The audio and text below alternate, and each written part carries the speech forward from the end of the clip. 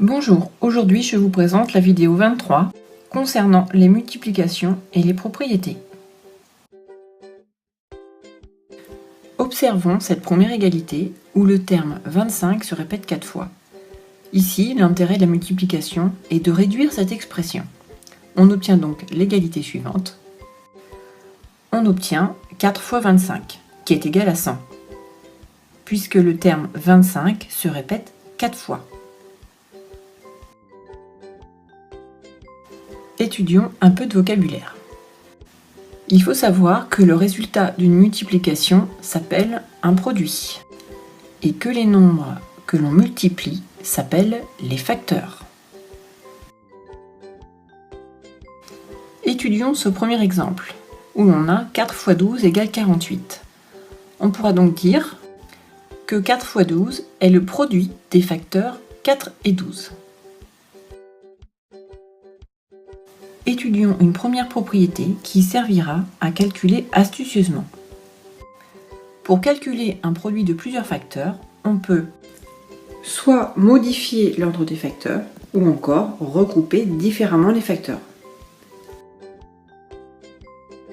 Observons cette expression, mais avant de se lancer dans les calculs, il faut essayer de voir ce qui va bien ensemble.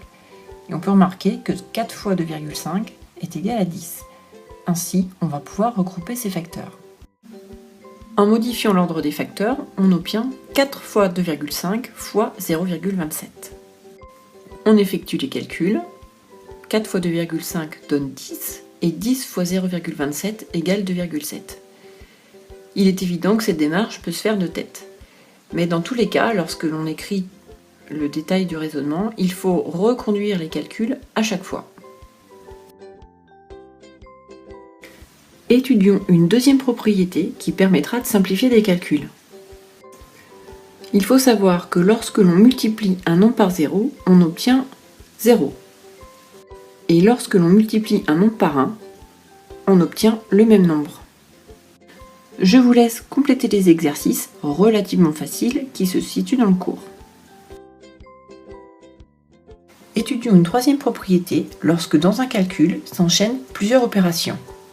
On les appelle les règles de priorité, puisqu'elles déterminent l'ordre des calculs que nous devons faire.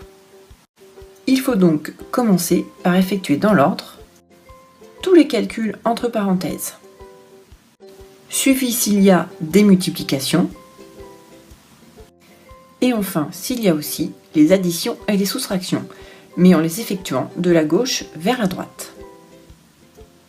On dit que la multiplication est prioritaire sur l'addition et la soustraction. Étudions cette expression. Comme précédemment, il faut prendre le temps d'observer ce que l'on a. Ici, on peut remarquer qu'il y a des parenthèses. Donc, d'après la règle qui précède, c'est le calcul par lequel nous allons commencer. En commençant donc par la parenthèse, on obtient que 2,5 plus 3,5 égale 6. On réécrit le début de l'expression, à savoir 14, et on a donc 14 moins 6 égale 8. Étudions un deuxième exemple, où dans cette expression figure une addition et une multiplication. Donc d'après ce qui précède, c'est donc par la multiplication qu'il faudra commencer. Donc ici, 4 fois 2,5 font 10. On recopie le 1, donc le début de l'expression, 1 plus 10 égale 11. Je vous laisse faire le dernier exemple, donc suivez bien les conseils. Et bon courage!